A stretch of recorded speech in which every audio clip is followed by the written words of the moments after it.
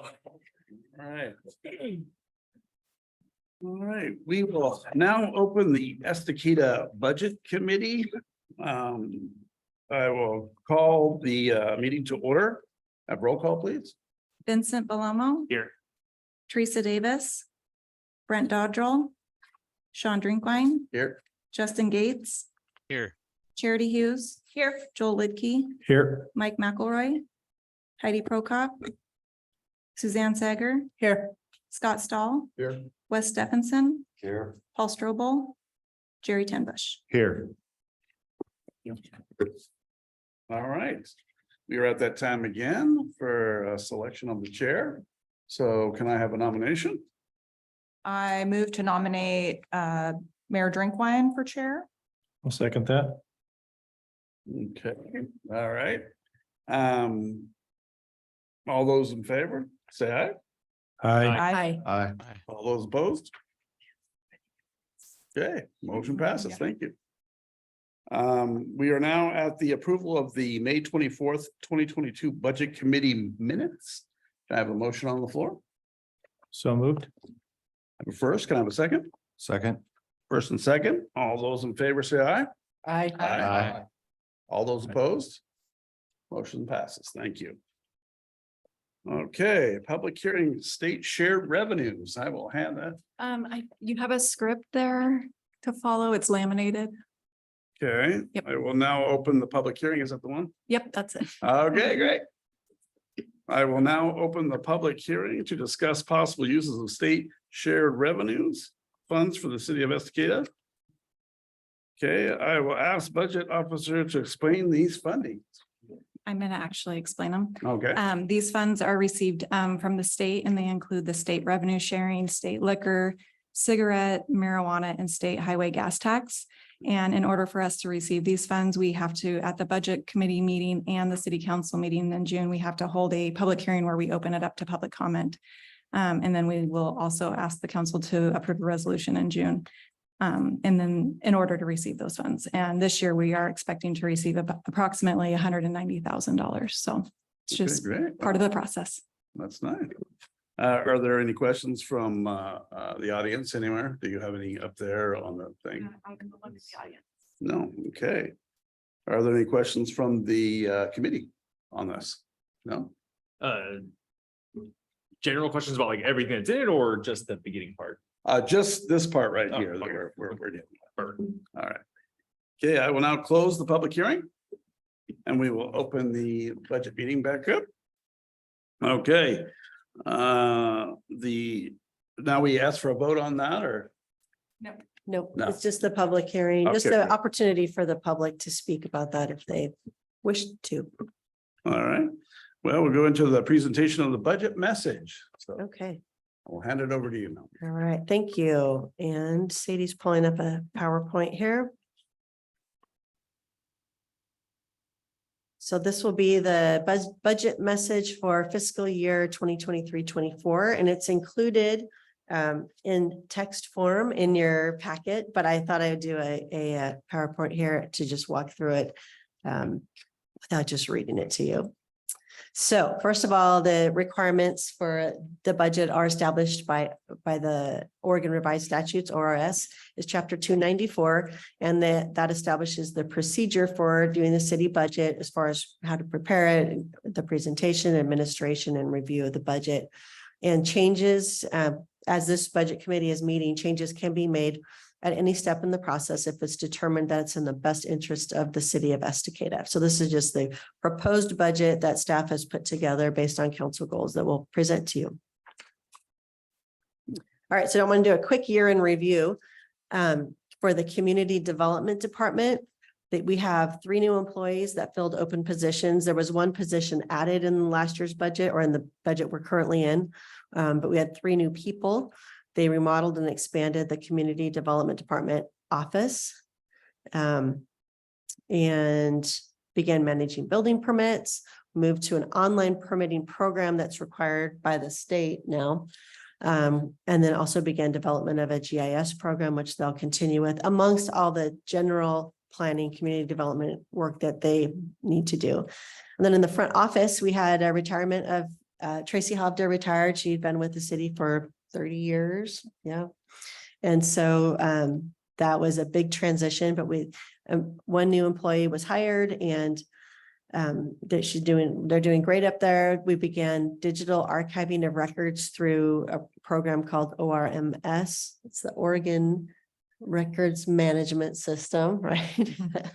I should have done a acronym dictionary, but so that's a big process. It will take a while, but it'll make our longtime records much more secure. So anyway, that was one of the big processes. And I just wanted to point out, we call it the front office for lack of a better term, but they do finance, HR, utility billing, courts, city recorder is up there and deputy city recorder, business licensing, customer service. They're the front face for anybody who walks in.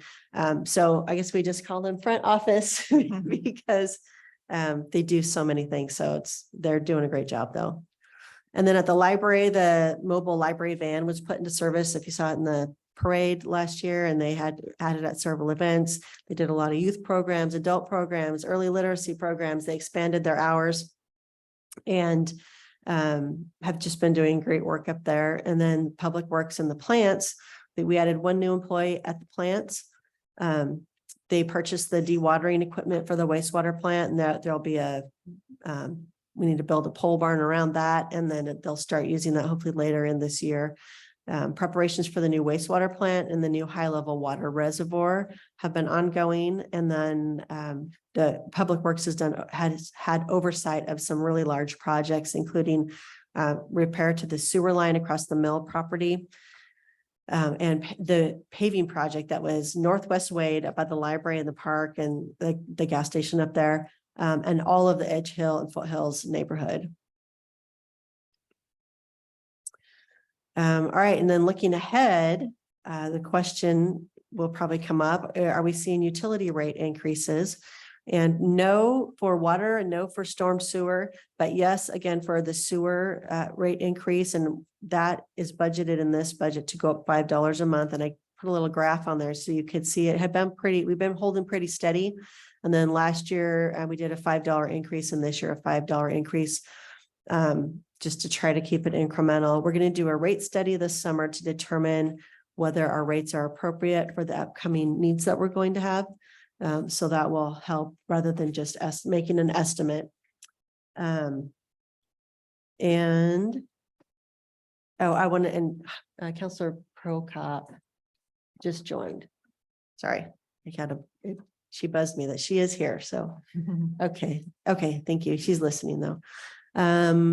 Anyway, just wanted to share about that. So we will have some actual data rather than this was just kind of preemptive because our rates had been pretty level. And I'm just showing you sewer rates here, but we'll get some data to back that up and see where we actually need to be.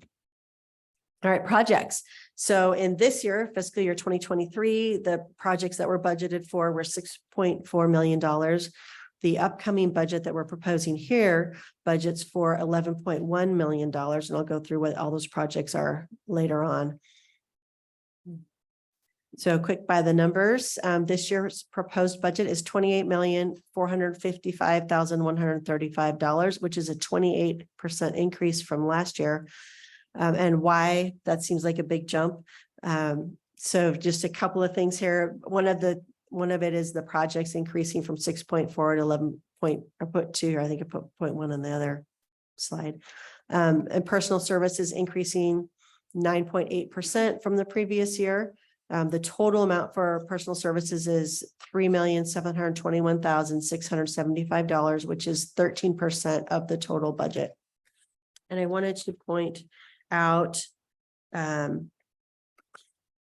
don't think I have it in the slide, but in the written budget message, thank you. In the budget overview section, the first paragraph, I had said that the beginning fund balances had increased over 15% this year. And I got that messed up in my Excel sheet. So, and I was looking at that going, that doesn't look like 15%. So it's actually 8%. So if you look at the beginning fund balances, and we'll adjust this for the permanent record, but the projected beginning fund balances are estimated to be at an 8% increase over last year. So for this year, our beginning fund balances will be $11,221,045. And as I was just talking about these numbers there, I wanted to make sure I pointed that out before I forget. But again, back to some of the increases, we're also preparing to increase our police services. So in the budget, it's going from 900,000 to 1,200,000. We're preparing to add 2 FTE, one in 2024 and one in 2025. Right now, it is very difficult for any department or sheriff's office to bring on new folks there. It's a struggle everywhere. And so the Clackamas County Sheriff's Office is working to onboard some new deputies, and we're planning to get one more in this coming fiscal year and then add another one. It'll be a deputy or a sergeant, depending on what they determine they need out here for the following year. All right, let's talk about projects. So $11 million of projects is a lot of projects for water and wastewater. We have some, and that's also listed with the amounts in your in the written budget message. But the I&I reduction, that's inflow and infiltration projects, and that's where groundwater seeps into the sewer lines. So we have money in the budget to do projects to reduce that I&I, and that extends the life of our wastewater facility by not allowing the ground. We don't need to treat groundwater, but it gets in there and then everything has to be treated that goes through the system. So then design, engineering, permitting, and potential property purchases for the new wastewater facility. We're planning construction of a second high-level reservoir.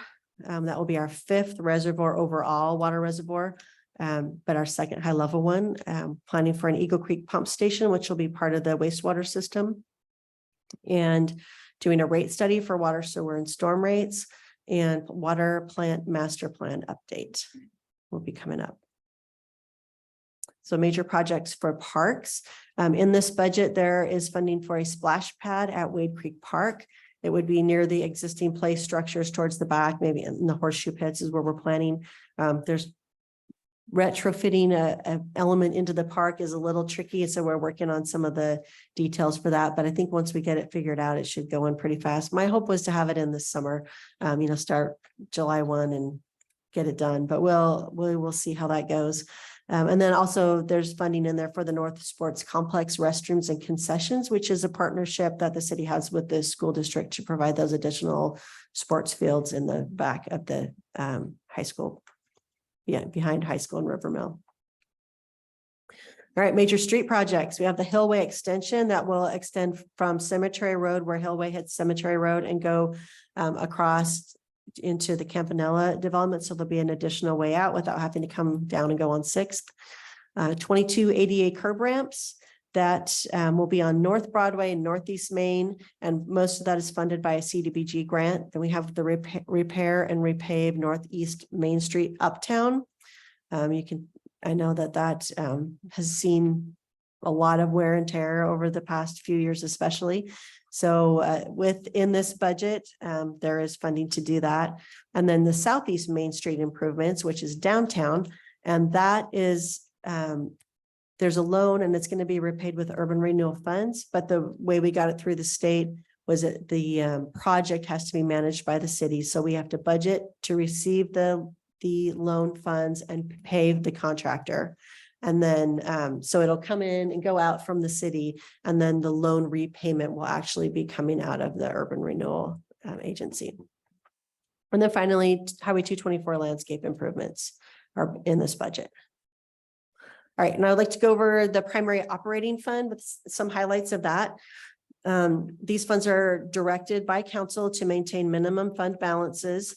And again, if any of you watched the trainings that were sent out or are already familiar with it, each fund must balance, and then the overall budget that we present must balance. And so that means that revenues must equal expenditures. So in the general fund, the main governmental fund of the city, there's 6 functional divisions. And this accounts for most of the business activity of the city, not related to streets or utilities. And I should also say library, because library is not in the general fund. This year, the planning and economic development divisions that used to be 2 separate divisions were combined. So now we have community development.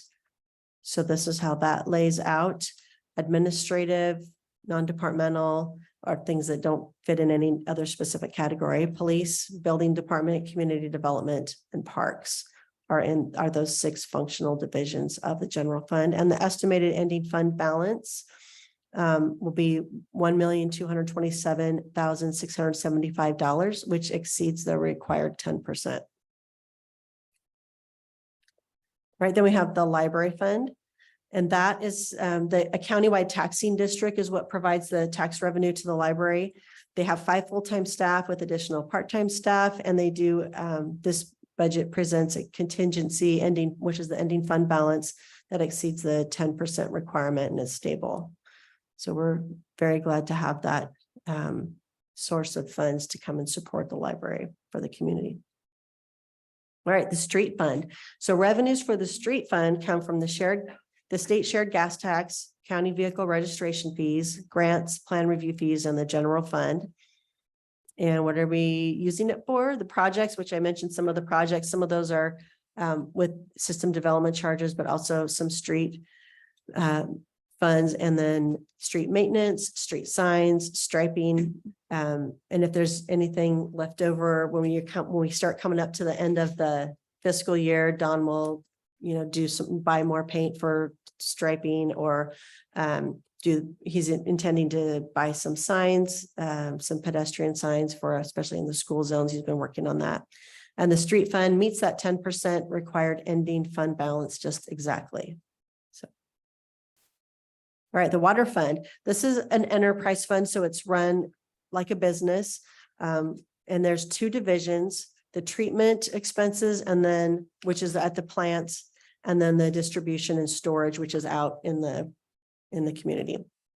The anticipated expenditures for this fund are $1,422,875. And the reserve requirement it's well over that 10%, because we need to have adequate funding if we have some kind of catastrophic failure of some of this equipment or something. So the ending fund balance is almost $1.6 million. Storm sewer fund, much smaller fund. It's also an enterprise fund. And this is what you see on your utility bills. You'll see the water and the storm sewer and the sewer. So this handles stormwater runoff, which reduces the amount of the water going to the wastewater plant. It is labor intensive, and they maintain the underground drainage pipes, the retention ponds, the surface ditches that carry and process the rainwater from the city streets to the Clackamas River. All of our stormwater does not get treated. It goes straight to the river, which is why it's really important. They sweep the streets. It's preferred not to wash your car in the street and run that down, because that's going to go straight to the river. Anyway, it is labor intensive, and expenditures for this fund are $329,950, but it leaves us a good contingency of $248,550. The sewer fund. Did I do that right? Is that revenue fund? I meant enterprise. I typed revenue, but I meant enterprise fund, which is the same. And it needs a much larger contingency also to cover possible failures there's a lot of components that go into that plant. It's divided into 2 sections: treatment, which is at the plant, and collection, which is what Public Works handles. The budgeted expenditures for this fund are just over 1.7 million, and it leaves a contingency of $848,750. Then we have some other funds I'll just touch on briefly. That we have reserve funds. These are restricted for capital improvement projects, and it's funded by the system development charges, or SDCs, that we talk so much about. In parks, we're spending $280,000, water $448,510. In street, which this includes the Hillway project, so that's why it's so high, $1,177,775. The storm sewer is $201,420, and then for sewer $810,000. And then we have bonded debt funds. So we have 2 funds like this. It's the GEO bond fund, and that's property tax money that goes to pay the loan for the water treatment plant upgrades. And then the LID bonding fund collects property owner payments for their portion of the project. That makes payments on the loan that was built the infrastructure in the industrial campus. All right, so quick summary. of the proposed budget. This proposed budget reflects the priorities and the policies and the goals of the Estacada City Council and the citizens that it represents. The city revenues are being prudently spent to maintain our systems in working condition, construct necessary infrastructure to accommodate the growth, and maintain adequate reserves for unanticipated expenses. And the priorities that are represented in this budget is that it's funding capital improvement needs in public works and the treatment plants. It's funding upgrades to our park infrastructure. It's committed to increasing police services. And then the library, it allows the library to budget for their collection sensibly and provide expanded services each year to the community. And I just want to thank staff for all their continued commitment to serving the community with the professionalism and excellence that they do. And I will say that our finance director, Sadie Main, does all the heavy lifting on this. I get to present it and be called the budget officer, but our finance director does a lot, the rest of the bulk of the work on this. So we'll move on to the budget review and discussion. I'll let the chair take back over, but this is a good, when we get in here, you can ask questions or discuss amongst yourself. And as Melanie said, it's time for discussion. So are there questions to the budget? Joel? I had this, two questions. The ramps locations, so you said there's 22 ADA ramps. Are they going to be on the upper part of Main? Yes, the upper part of Broadway, so North Broadway, between First and Sixth, I think maybe First and Fifth, and then on Main also on the upper part. Gotcha. Okay. Mhm. And then the second question I had, the Traffic and Public Safety Committee, Yes. proposed in a budget of the $26,000 or $27,000 or something like that Yes. for street signs. When I look at the under this street fund for Mhm. street signs and striping, I only see 17,000. So that's missing the proposed budget piece. That is, and that's part of what we were planning to get some of those signs purchased in this fiscal year also with some remaining funds, but we needed to, if you'll notice that street fund is exactly at the 10% contingency. Okay, And so that's what we could put in there, and then we're gonna make it so we Make it just couldn't fit any more in there. right, Okay. right. So that's where it's accounted for. But we're gonna try and get some of them whittled off the list at the end of this fiscal year. And then do some more next year. So Cool, sounds good. Yep. thank That's you. all I had. Okay. Couple questions and Sure. comments, for the police budget. Yes. So we doubled it in the last 3 years. Do we plan on plateauing that soon? Or do we continue, or are we planning to spend more? Because personally, I would like to see it plateaued for a little bit to make sure, it's all working out at that cost before just increasing costs even more. Do we have a plan for that at all? Well, I think we're just about there with the 24/7 coverage that we're striving for. So I think that's happening. So We're pretty close to that now. Okay. So- Yeah. We should be, actually, I have a little chart. I was maybe see if I can pull that up. I'm just kind of extrapolating it out in my mind, because I know we try to always keep the amount that, if you notice in the general fund. How do you get in? Yeah. In the general fund, where we are receiving property taxes. We're proposing or estimating that we're going to receive 1.4 million. And we always try to keep the police budget not going over that amount. But you want to ask a question and then I'll Yeah. find what I was question right looking over for. here. Yeah, But- kind of following up on his remarks. Are we tracking that's the biggest cost out of our general fund is the policing.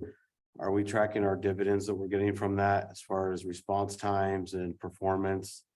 And then is the officer that was supposed to come on board and I believe September this year, that's still happening?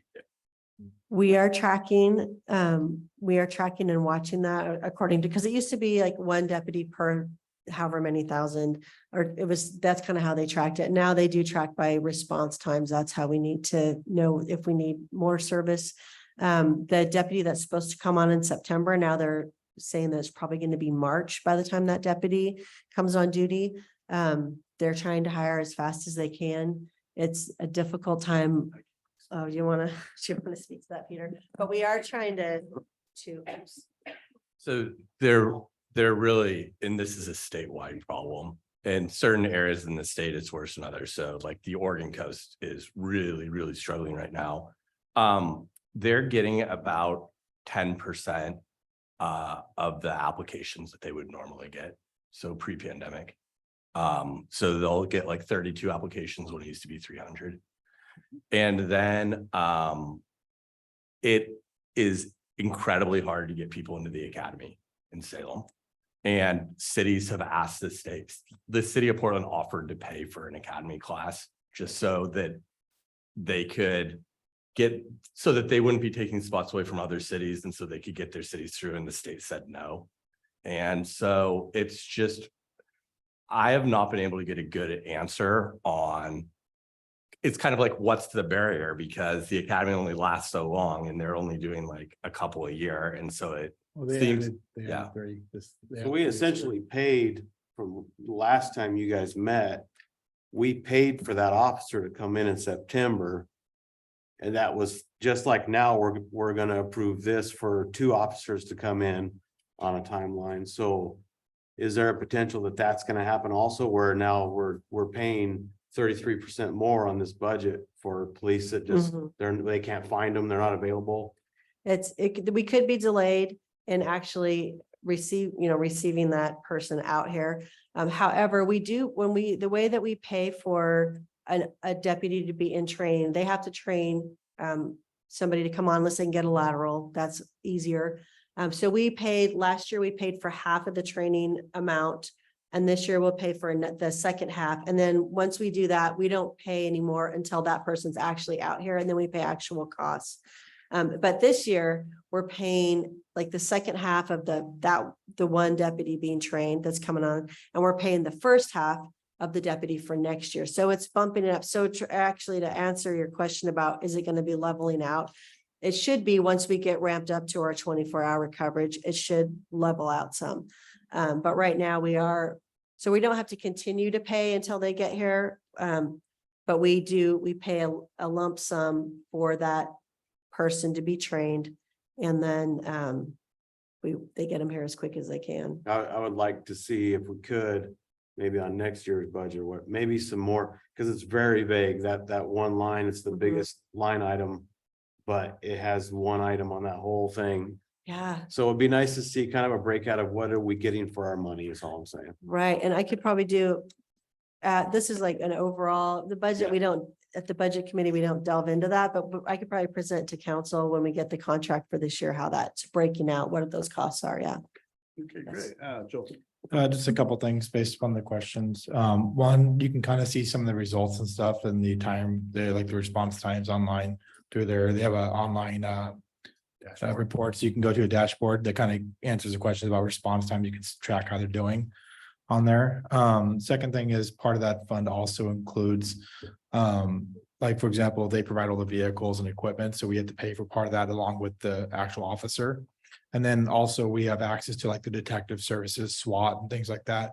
That's also part of the funds that we pay as well. So a portion of that is kind I of. would love if we could see that. Yeah, it's in the I would love to see what we're contract. getting. Exactly. And That's I all I'm agree with saying. that. Yeah. And I believe Definitely a that, fair question. yeah, it's definitely, I'm in agreement with you. I'm not saying that. I'm just kind As of, well as the SRO, yep. And the SRO, we pay for SRO, which is during the year, and then during the summer is out on our streets. As far as the plateauing thing, I understand and agree with that, but the one thing we want to keep in mind is we want to try eventually elevate ourselves to the cost where if we had our own police department, what our costs are going to be on a normal basis for the size of our town. So that if we ever want to go to that position, we're actually at that, we don't have a major jump to it, because that's going to be a shock to people. So the expectation to rise with population is normal, but accountability for the funds is exactly what he was saying. And I completely agree with that. So. Yeah, I was, for the most part, it's like, as long as our citizens are seeing the benefit of having them around, I have no problem with it, right? But if we're gonna be paying all this extra money and we truly don't see any benefit or decrease in crime statistics, maybe we could address other things with that money aside from just throwing it at the police and saying, hey, just take care of our issues. You know what I mean? Like, I just think it's, we could have a balanced approach to how we do things like that, right? That's So, fair assessment. yeah. Definitely. I'm sorry, one more thing is all. All right. I looked into other city budgets. Yeah. And what, they have their own police, and we're getting a good deal. I'm not trying to complain about Clackamas County. I know No, we're getting a very good deal, I think, for what it would cost us to have our own police. well, I'm in agreement. I think, accountability for what we're spending, and like you Yeah. said, that's our largest line item in our Yeah, budget. yeah. So obviously, Yeah. I think we should know where it's going and if it's working.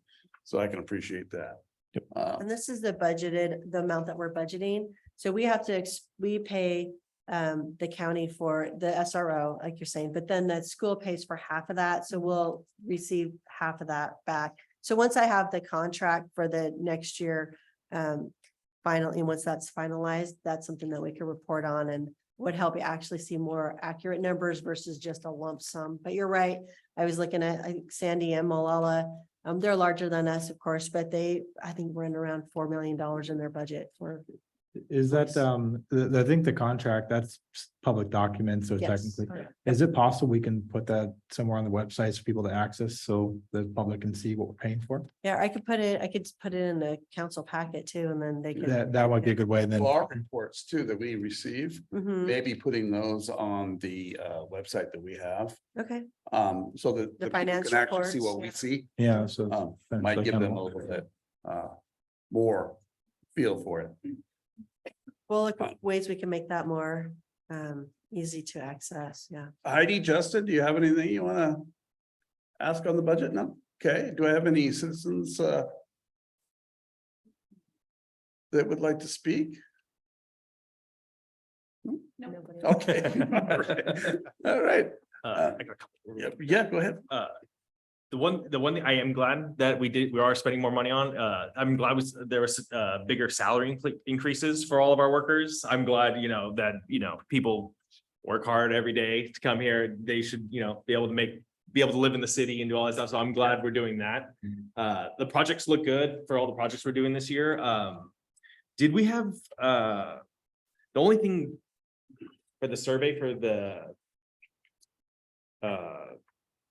the green clippings, like the yard stuff, are we planning on like doing anything permanent or setting aside any money to potentially set up a permanent spot to do the yard cleanup? I think this is a Permanent area? conversation we have had. Yes, And I think with the garbage company making some changes, I know you probably heard that Judy Walker passed away, so there's been some changes in the service. I think at that time, we'll probably be looking at this a little bit closer and kind of figuring out what works best for us. I know the city is also doing its annual dump over here in the park, right? You're gonna have we're gonna have yard debris bins, the big dumpsters, a couple of them at the portal.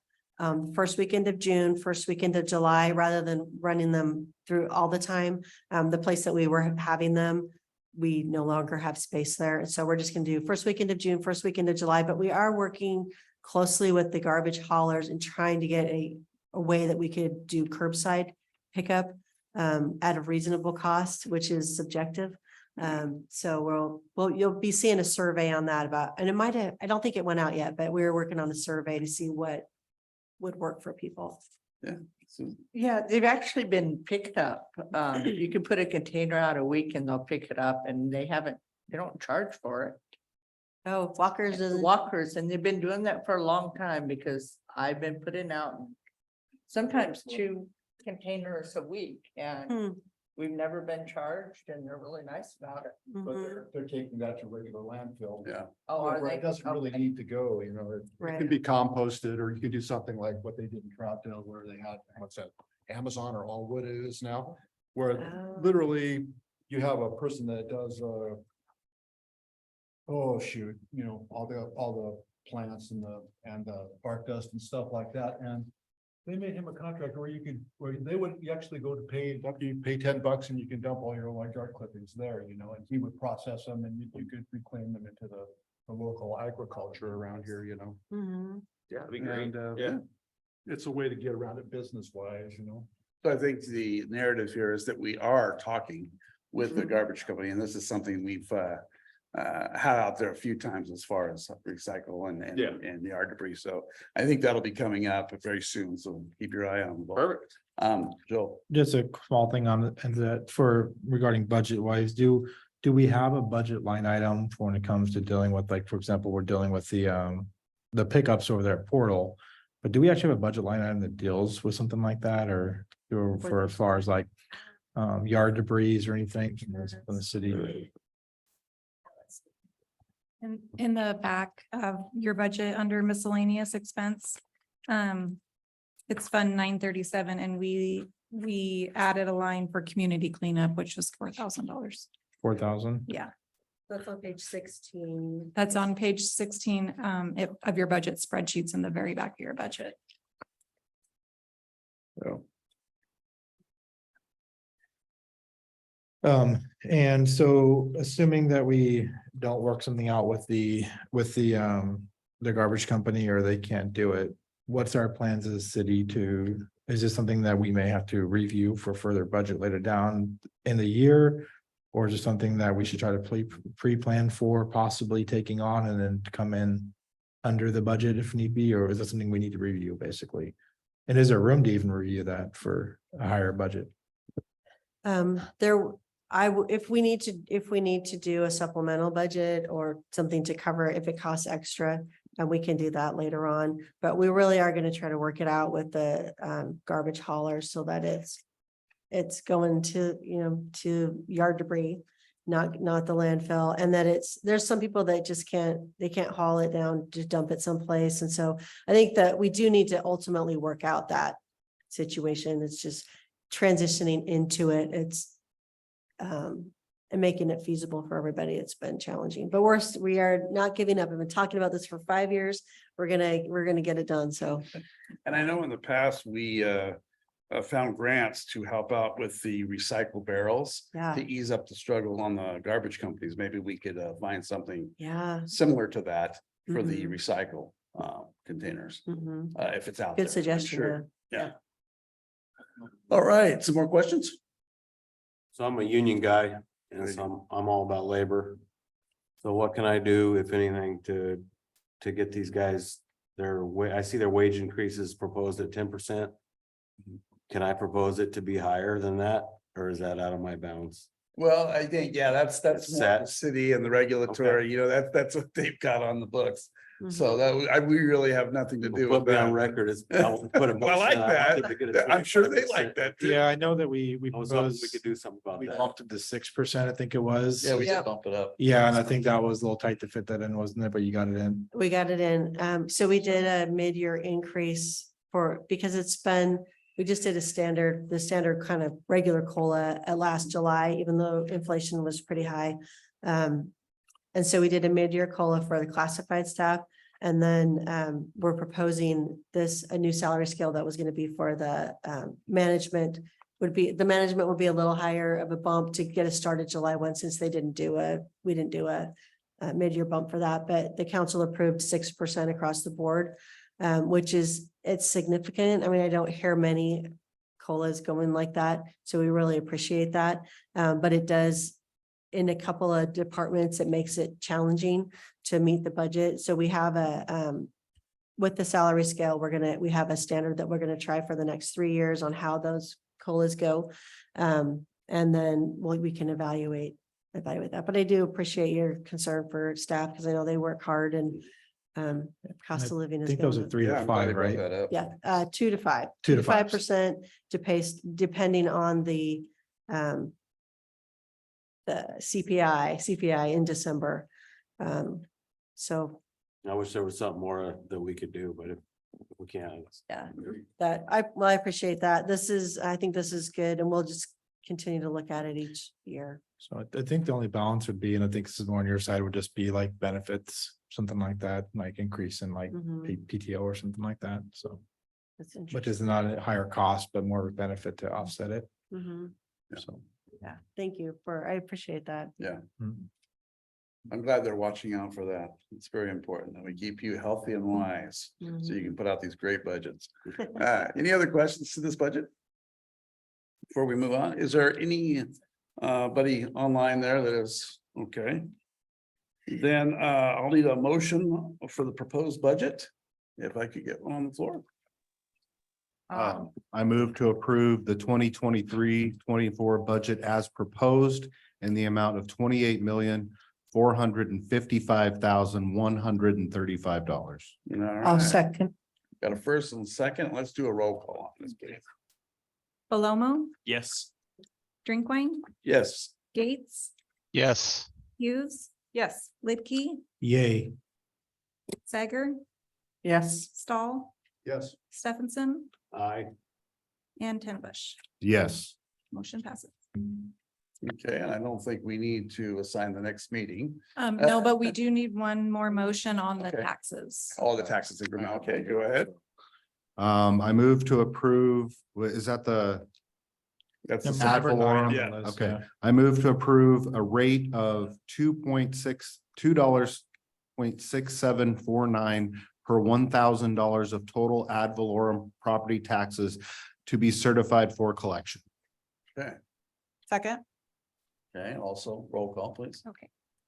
Palomo, Yes. Drinkwine, Yes. Gates, Yes. Hughes, Yes. Lidkey, Yes. Sager, Yes. Stahl, Yes. Stephenson, Aye. Ten Bush. Yes. Motion passes. Okay. And again, thank you all for being a part of this process and being here so we can get this done. We appreciate your time and effort in this. And that said, this meeting is adjourned.